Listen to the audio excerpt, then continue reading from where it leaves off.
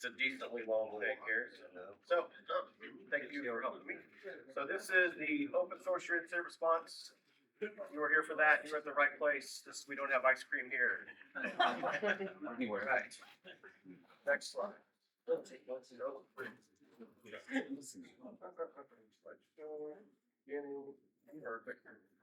All cool stuff. My name is Donovan Farrow. I'm CEO of a company called Alias Cybersecurity. I've done qualifying myself over 350 pen tests, 220 incident response, 2,300 court cases. I'm a certified expert witness in state and federal court. Yes, I have beat the FBI, CIA, and Secret Service. I will never kill myself. I'm a very healthy young man. So we do a lot of that. I've worked, I guess, other stuff that was in the news. I found one of the first APTs in the Philippines, the company I work for. I've worked for Las Vegas casino breaches. If you guys will know which ones those are, you can see me after class because they definitely got breached pretty hard. And I'll meet this newer stuff. It's kind of the older ones. And then, that stuff. That's me. Today we're talking about understanding the hack. This is just for people that might be kind of new. Why do people do that? Well, we know the reasons. Insider threat. Those are actually one of my favorite cases because it's usually we'll say malicious internal IT guy. We had a few cases where we had to. He was running a disability something for the state. So what we didn't know was he had all the keys to the kingdom, and people were getting random harassment messages about how he was going to kill them. So that was pretty wild. Yes, sir. Right here. He didn't have all the keys to the kingdom, so what we did is we had to basically put our arms around this entire Department of Government, and we found out this guy had a secondary line that he was hosting CP on that the state was paying for. So that's child pornography, by the way. Pretty wild. So what we did is we actually started kind of inside out. We did basically a scan on the outside, found out what internet connections we're going through. We started we kind of basically we were pen testing his environment so we could get all the access. So we took all his passwords. We found we exploited his machine. So we recorded his whole machine logged for about 24 hours so we could get all of his information about the network because they really didn't have any intelligence about it. The other one, ransomware, that's easy. It's money. Medical data, that one's pretty cool.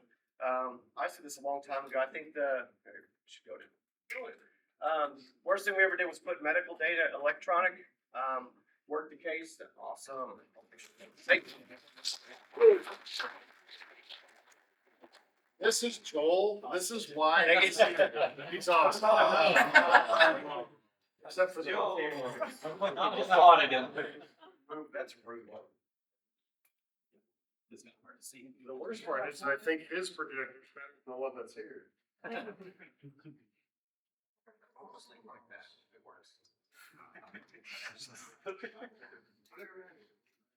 There you go. Right. All right, Joel. Hi, everyone. Yeah. Thank you, Joel. So a lot of reasons. Credit card data. I don't do this, but maybe you do. He had his iPhone set up when he'd go to the shower to play music and stuff like that. Well, they took some compromising information from his cell phone and tried to extort him for political reasons. They tried to extort him. If you don't do this, we're going to expose you. I had another political one where someone was able to recover this person's medical data. They recovered it somehow, and they tried to push him out of the race because the person went to counseling and stuff like that. And they were going to deem that he was unstable, stuff like that. So they tried to extort him out of running a race. So that's pretty cool. And not any other cool. That was for the laws. I'm such a Lizard Squad fan. You want to know that one? Yeah. Thank you. 3 people. Yes, I'm that old. Lizard Squad. Those are the guys that they took down PlayStation and they ruined Christmas. They had so many children crying that Christmas season. They DDoS. It was the PlayStation and Xbox, right? The whole thing took it down. It was amazing. And then on a random note, this is when Twitter was super young, and I was like, oh, dude, man, Lizard Squad did it again. They retweeted my stuff, and I deleted my account immediately. And absolutely not. I didn't even say their name. So going back to that, so we're going to talk about open source. First thing we do, we typically get a call every Thursday because everyone's been working on it Monday, Tuesday, Wednesday. And you're like, well, shit, the weekend's coming up. We should probably call someone so we don't have to work the weekend. Every time, contract negotiations Thursday, we're on site Friday and working the weekend for sure. First thing we do, which I think is a little, well, I think it's a little different than most people. A lot of people, they jump in head first and they just start looking at all the data. I call it chasing. They're like firemen. So they see the fire, they're going to kick in the door and they're going to start spraying water everywhere. Well, that's good, but they don't actually know where the fire's coming from. The way I paint it like this is during an incident, you don't run in there and start spraying water if you paid attention, right? There could be a gas leak. So they're not actually fixing the problem. They need to take a break and figure out how they got in. So the first thing we do is we do basically a pen test. We find their environment. And I'm going to show you guys a few. You guys probably know some of these, but we do this to every client that we have. So first thing is DNS dumpster. Anyone ever heard of that? Anyway, so the reason why we use this first because we have to get a threat landscape. We start running through that. We start looking at the landscape to see where the vulnerability is, if there is one externally, because it could be. So we probably get in. So we take it to our red teamers and say, hey, if just on the outside, if you could get in, where would you go? What would you attack? And that's kind of where we start. So you'll need critical assets. We always ask for a network diagram because apparently no one has a network diagram anymore. So that's kind of I guess a thing of the past. So here's an interesting thing in this is talking about ransomwares. Worked a few of these, but my favorite one was company got ransomware. They were like, "Oh man, we got to pay it." I was like, "Great, pay it. Who's going to pay it?" Well, then no one knows what to do. So then they go to the higher level and they take a debate on: Are we going to pay it? We're not going to pay it. As a rule of thumb, if you guys have an incident response plan in your desk, probably collecting dust, determine if you're going to pay it or not, and that'll save you about 4 hours of debate going back and forth. If you're going to pay it or not. Sometimes that's not an option. I've even worked with some brokers to go back and forth to actually use Bitcoin to get the data back. There's a few things about that. I'm kind of jumping off topic if you guys are interested. I have spoken with many hacking people. I'm actually more suspicious of brokers that we work with. One of my favorite one is we call this company in New York City. They were brokers. So what the broker does is they have Bitcoin kind of ready, like a security company with an insurance. And I think we worked with, it was Medusa. And I was like, yeah, it's Medusa. They're like, oh, we work with those guys all the time. They're great. They'll give you their credentials. And I'm like, well, that's weird. You say it like that. And then I found out the founders for that company in New York are out of Russia. So maybe they do hang out with them. I don't know. Yeah, but it was weird. So watch out for that. And I always say this, if you guys in your environment know where your goal is, someone said that earlier. Like, why is it, what does this company do? Why are we important? What makes us special? Know where that is and how to protect it. Showdown's pretty easy. Most of these are pretty generic slides. I got permission to do that, so that's cool. Showdown's pretty easy. This is a remote desktop protocol. If you guys don't know Showdown, you should. It's very fun. It'll scare everybody to death. I got a few slides I'll show. Actually, I found some funny ones this morning. So it's a good way to evaluate what the public can see because a lot of people that move stuff to the cloud from an internal environment, they don't realize that it wasn't protected on the inside, at least the firewall. So when they put it in the cloud, there's no security parameters around it. So it's a good exposure. And people are scanning this consistently all day. So if your stuff can be popped, it probably won't take that long. This is be kind of funny here. Hang on a second here. I pulled these up today. Oh, Joel. What I do? Damn it, Joel. You might have dislodged the cable. Of course. Do you need this microphone for me? Yes. Oh. Hello.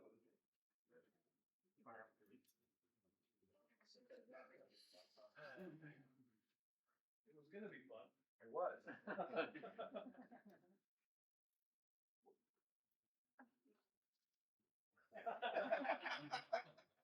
Showed your age again. I'm breaking the Shane spirit. That's great. That's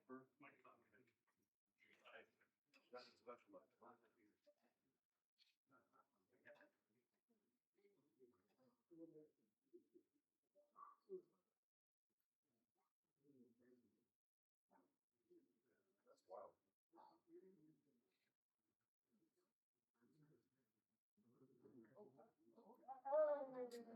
That's what I'm like. Your photos. I'm like, what's Messing up again. Oh, it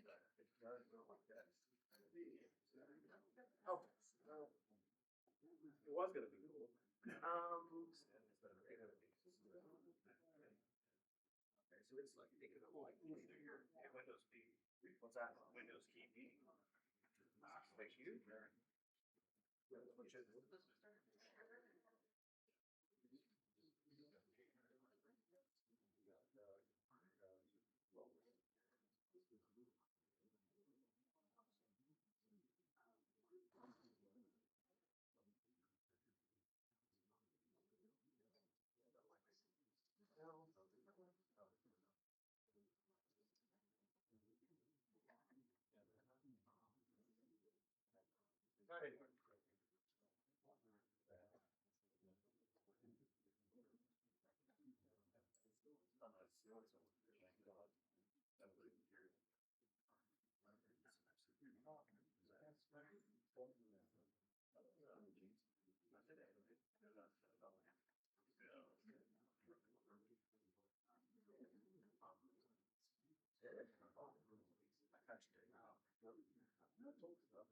They're right.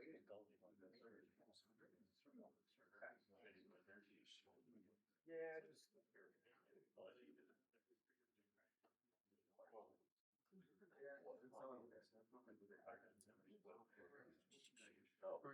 Yeah, it's practice. It's like it's water. That's all good.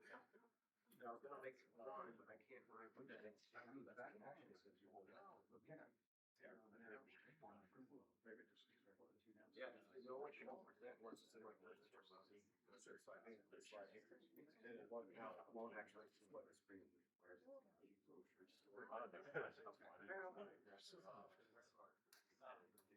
All right, well, shoot.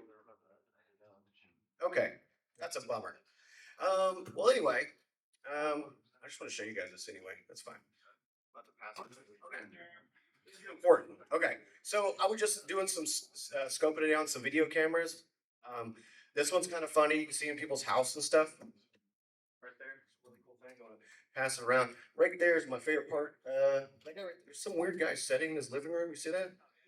It looks terrifying. So I'm proud to see it's real. You've probably seen this before. I just don't know who that guy is. It's kind of scary. So yeah, so this is the kind of stuff we do when we're doing any type of incident response or stuff like that. So we go through, see what's available, and it's also my favorite is when the IT guy definitely always tells the truth to us about how he left an RDP port open at home, and he definitely never had it because it's closed now. It has historical information. We can go back and say, well, this date it was actually open. So it's we win those arguments. So that's my favorite. So like that'd be impossible. There's no way you could get in. No, we do. Unhackable.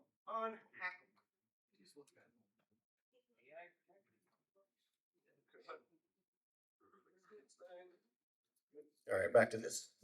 That sucks. Man, I have to just pass it around for real. I was even we'll go to the next slide here. It's fine. Maybe not. Perfect. Another thing is I'm not sponsoring any vulnerability scanner. First thing you got to figure out is where's the vulnerability. So we do an external scan. Oh wait, this one's open source. I'm so old I know what Greenbone is. OpenVOS for you youngsters. So we do scanning. So we do scanning outside of that, so we can start determining what's the path. Because we've had a lot of clients. Let's say, well, I'll say a lot, like 4 that we get involved, and they're like, "Hey, we're good now. We think we've patched the issue. We think it was a phishing email," and then they got the environment rebuilt. So about 3 weeks later, almost every time 3 weeks later, we get a phone call. They're back in and ransomware our environment again. So happens a lot. Vulnerabilities, you guys probably seen this before, right? It's an old one. It just helps identify where we're going to go. I'm super, super upset about this because I was going to show you guys like the dark web. I know a lot of people talk about it, but have you actually seen it? Does anyone actually do the dark web thing? Stolen credit cards, perfect, right? So what I was, yeah, right. Borrow. It's sharing, isn't it? So I have a few dark web sites. Abyss. I don't know if you guys seen. I guess I'm not gonna unplug. I'm scared to touch this thing. Let's see if I can do this. There. So here's all the stuff for sale for this one. It's there. You got Medusa. And it's really nice how you could just click on it. It's for sale. You can download it, which is illegal to possess it. So don't do that because that's a crime. And then see, they got a really cool. So this is dark web. They got a really cool logo though. I'm proud of that. Nice, right? They've really come a long way in the dark web. Their websites used to look like front page. It was pretty wild. It's very shameful. So they definitely started like working on their marketing material, right? Because everyone heard of the WannaCry, right? They weren't the biggest one. They just had a cool name, right? So the marketing company is working well for them. So very exciting. So these are also that's also something that we look at because we don't know if your information is for sale yet. If it is, we have a better chance of figuring out if you actually got breached or not. Because some people don't, they are not aware. This thing is tripping. Hang on. Jeez Louise. Hang on. My mouse disappeared. Oh, my screen got the one. Okay, cool. Whatever. Also, this will be in the slides. I forgot the guy who made this. Probably that person. Awesome threat intelligence, absolutely 100%. So threat intelligence information, there's like I think 100 different places you can pull that information from. On what type of threat? Also, if you're looking for information to inject into if you have a SIM tool or anything like that, it's a great place. They're all. There's some you got to buy, but most of them are free. So super cool. Thank you for that. Here's something we made, which was kind of cool. We call it a snafu, which is not what you think. It's the Secure Network and Forensic Unit, not a military term. So what we basically did is when we come in, we have an incident. So I'm showing this because you guys could do this too. I'll show you kind of how we built that. So what time it is. So we basically bring this in, we put it in line. We do a separate, basically in and out. We have a clean one. We have a we call it dirty environment, clean environment, and we have this all the way compact. We run it through a different open source IDS IPS Onion security Onion. Anybody? So we have Security Onion running on that. We also have some open source EDR stuff that we push out. And then we have, if it's like terminal, if the company's down for some reason, we also have it connect to 5G, which is pretty cool too. And yeah, so that's really fun. Do what you want. If you guys ever seen Kibana, you could pull this information in with the Onion. The reason why I bring it up because it looks, you could put it on the big monitor and tell your boss how much you're doing for them because there's colors. And if you get it really fancy, you can take the logo of your company and put it over here. That way they know that it's them and you did really good. Okay, it's really easy to set up too. Yep, and you can even go dark mode and get really serious with it. Right? Look, there's numbers here. Yeah, it's very important stuff. And job security is what I call this one. So, yeah. See, I don't have the. See, that's a different monitor. Yes. You know what's funny is that thing doesn't work anymore. So you just go back to like YouTube. You just go to YouTube. We do that sometimes and put it on the window. It's hilarious on the TV. The coolest part about this, so you guys can see that it's red in there. So it was very important for the designers of this machine. One of them was actually in this room with my associate over here. It was high tech. We were like, man, it just doesn't seem like it's enough. How are they going to know if it's working or not? So the team bought a USB LED strip. So that way when we plug it in, it's red. Because what does red mean? It's bad, right? So when we get the environment cleaned up, we change it to green. It's hilarious. I'm not even joking. It's hilarious. So RGB, we changed it to green. There's like, everything's going good. We're like, it's green. Yeah, right? Green's good. It is kind of funny, but it makes them feel better, It's all about that. We're going back to the pretty stuff, right? Funny. So man, also, this is my joke. I don't even know where I got that. No logs, no crime. Right? So I have the luxury of working with a lot of attorneys which I'm not, I don't know anything about law, but I have worked a lot of cases. We worked a lot of, say a handful of breaches where the attorneys will say, go through the port, hey, here's what happened, here's the steps they came in, blah, blah, blah. And we go to the firewall and they're like, yeah, we got logs there. I'm like, you have like 4 days. You've definitely been breached for like 3 months. They're like, so wait, let me get this straight. You can't tell if they actually got in through the firewall? I was like, the logs are gone. He's like, okay, So nothing was stolen. No, it's for sale on the dark web. You can download it actually. But there's no evidence that it was stolen. Is that correct? I'm like, dude, you can say whatever you want. Like me, like I'm pretty verbose about that. That conversation has happened quite a bit. So no logs, no crime. Apparently that's a real thing.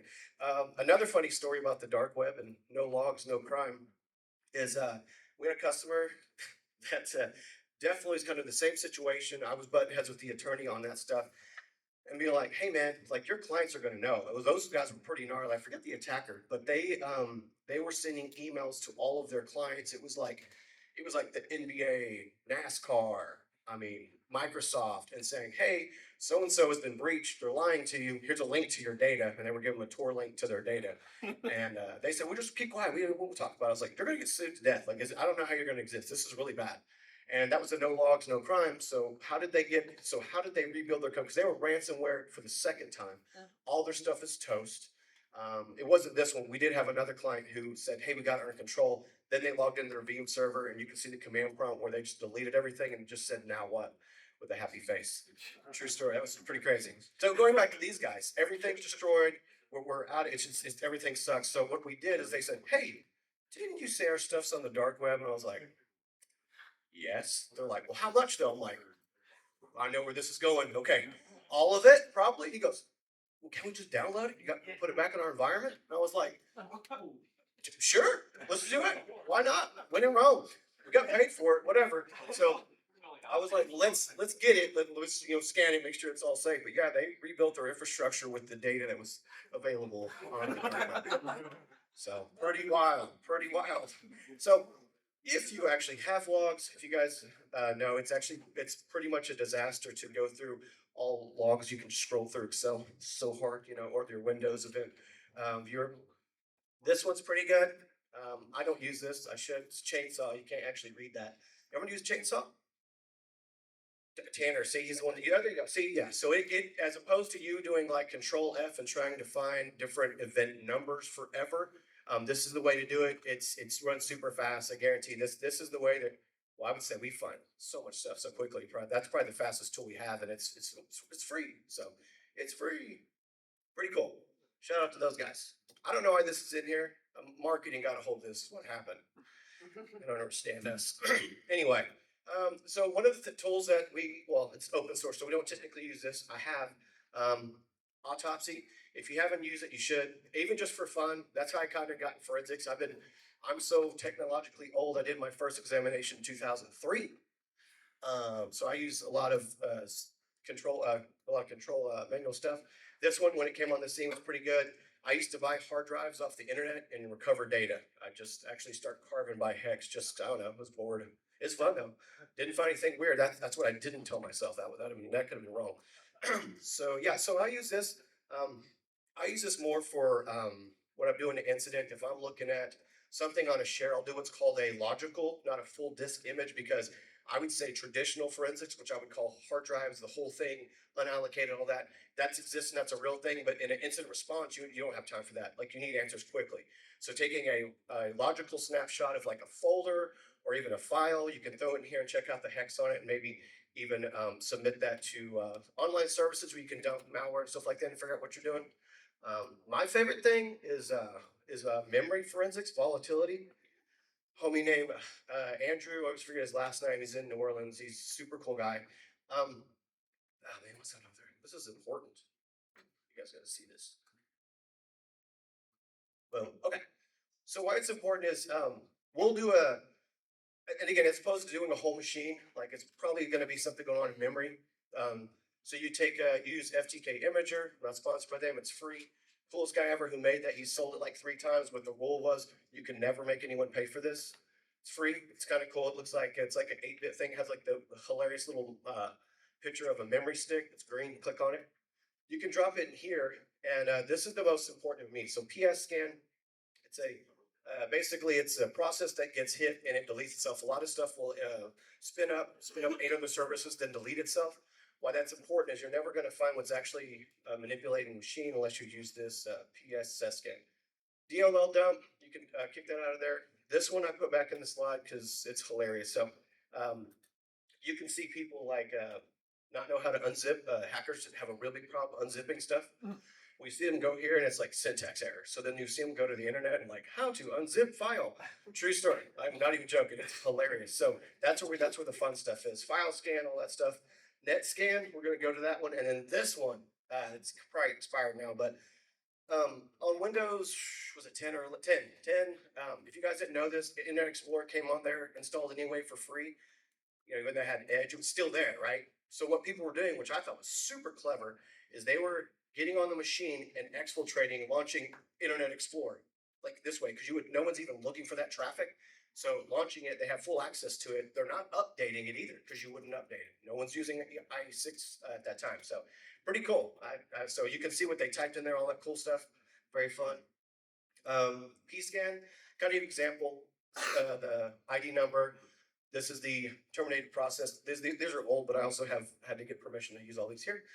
So as you can see, you can use these anything, figure out what's terminated, figure out what's running, figure out where the parent ID is to what process. So the parent ID and a PPID is basically the kids, if you will. So you can see which one birthed the other processes and hunt stuff down. NetScan is my favorite. So what this is, you can see what everything is listening on what port or what IP address, probably your local. If it's going to a foreign address, that's really easy. That's where you can find maybe some command and control. You can see that this process probably called service, because they all are, right? And it's listening to a rogue IP address, and that's where you can go to the firewall and start to see what kind of traffic went to that destination. And yeah, what's next? CMD, yeah, this one's funny. So you can see everything in command. I told those guys who didn't know how to unzip some stuff. This is where we find the funny stuff. So anything when that machine was running, we could see everything that was put in command prompt on that computer. Pretty cool, huh? Con scan, connection scan, same thing. This is a little better shot. Remote hosts, a lot of that's Microsoft and stuff like that. But you can see ports, where it's connecting, what port it's going out on, what's the process ID. Really cool stuff. It's probably super nerd stuff, but I'm totally into this. Even like if you got your offset checks, let's go. Network forensics. I would say I kind of get excited for the people who hate getting syntax errors and don't use Linux like me. This is a GUI, so you're welcome. So everyone's familiar with Wireshark? Yeah, pretty much. Okay. So what you can do for testing purposes only is you should go to your university or your house or your business for educational purposes only, do a PCAP, and then just drop it in this one called Network Miner. There's a newer one that you got to pay for, but it's still pretty good. This one's the free one. And like I said, it's a GUI, so you're welcome. You can check some DNS if there's some poisoning going on, different connection browsers, IPs of where stuff was headed, file source where stuff is being downloaded to, or and this is in the packet, right? So this is on your network of all these devices. I even use this for, it's not on there. I use this as asset research too. So put it on the network and see what asset is out there, because you can click, I don't think I have it there. I thought I did. Nope. I guess I don't. Here you go. Host count. Sorry. Thing's weird. Who dat? So it'll scan everything that's talking during that time. You can see if it's Windows, if it's an Apple computer, all this stuff is available here, and you got to just take it and just drag and just drop it. It'll process it. It's really cool. So if you have an unauthorized device, you can find it pretty quick, because the name's probably going to be different, and it took you like 5 seconds. So it's a really cool tool for that too. So very, very pumped. So there we go. All right. Wrong class, right? So this little tactic came up from our team because I don't know, I've never heard anyone talk about it. Is we were getting a lot of environments where the customer would be kind of partially compromised or maybe fully compromised, and we didn't know how to get access back or get a domain admin. It was really tough. So my team was like, oh, just hack them. I was like, wait, hack the customer that's already hacked? I was like, that sounds weird. They're like, no, we should do it. What do we do? Nothing's gonna break. It's already broken. I was like, I'm listening. So my engineers, this is, I got permission from Bloodhound. This is not Bloodhound 2. Familiar with this, trying to find the least of path resistance to the domain admin. Run this in the environment. This is also what we do on some pen testing stuff. Obviously, it's an old screenshot, but we try to figure out how we can get access back to the admin account so we can steal it back for them. Because also when they do reset domain admin passwords, passwords have been pretty easy to crack, to be honest. So that's pretty funny. Another thing is, anyone, it's kind of wild. Anyone heard Cobalt Strike or used Cobalt Strike? Yeah. Okay. So we were trying to figure out what this command and control was doing. So there's a thing called So beacon hunting, we're trying to see who's actually talking outside to the command and control. And what you can do is what we were trying to figure it out. Also, we wanted them to stop theoretically in the metaverse, stop attacking our clients. So we had to take them down in the metaverse clearly. So we installed all of our own beacons on our entire environment and used a tool called Cobalt Spam.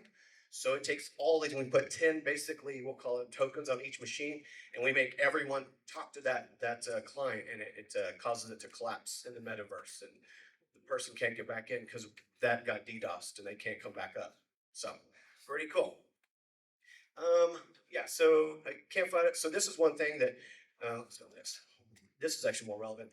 This is another one. If you guys do find something, whether it's a patch or something that's not working, this is PDQ deploy. All you have to do is have access if you can do that. You can push anything. Thank you. You can push anything out to the entire company. Sometimes we get limited access. You can do this on your local machine, and we just push it out and push malware to everybody for free. It's a very nice tool. Very nice. Anyone ever heard of that? No. Yeah, it's good. It's good stuff. All right. Other issue, admin. Attacker changed domain password. He's the admin now. So then my team was like, well, let's just steal it back. So we use Responder. So it's thinking differently, right? It's the same techniques, right? So Responder collects hash passwords. We steal the hash. So we take our property back, and then we crack the hacker's password, change it, and then just shove them out of the whole environment because we basically we hacked the hackers, if you will, legally. Solution 2, this works sometimes, the zero login exploit. The reason why I put this in here, not everyone's going to be vulnerable to these, but we've used these multiple times. So what we do, I told you earlier, is once we had the environment, found out what they took control, especially the domain controllers, we did our own vulnerability scans so we could see what vulnerabilities we want to do to see if we can basically exploit that machine and take ownership back. So pretty cool. We used this one before. This one is a hilarious one. I forgot it's kind of old, but the sticky key. You ever seen this? You can sticky key, they alert.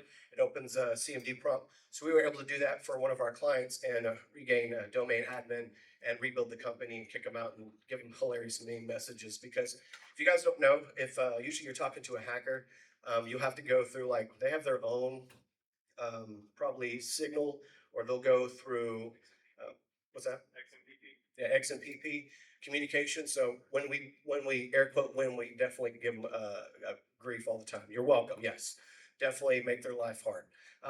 Random for the maybe one compliance person that's here. If you work in banking, you have 36 hours to report. If over 250, that actually does matter with your state law, whether you have to report it or not. Also look for a breach policy. If you guys have that, if you don't, you should start doing that. Legal counsel, instant response, blah, blah, blah. Media coverage. Hope you did forensics right. Prevention, I'm just like everyone's saying, yeah, logging would be help. Make sure it's not 3 days. I know the vendor told you it's forever, but it's probably not. So maybe ask for logs. Yeah, you must know, and I would say do this as a team exercise with other companies we work with. We try to find their gold and see how easy it is to get to their goal. Do you know what it is? Do you know who to contact if something's down? Finding vulnerabilities is always fun. I would say no checkbox penetration test. There's a big difference in the world, still fighting this forever, like patches is. There's a difference between a vulnerability scan and pen test. So just so we're clear on that. Tabletop exercises, MFA everywhere, and that is it. Thank you for coming to my talk.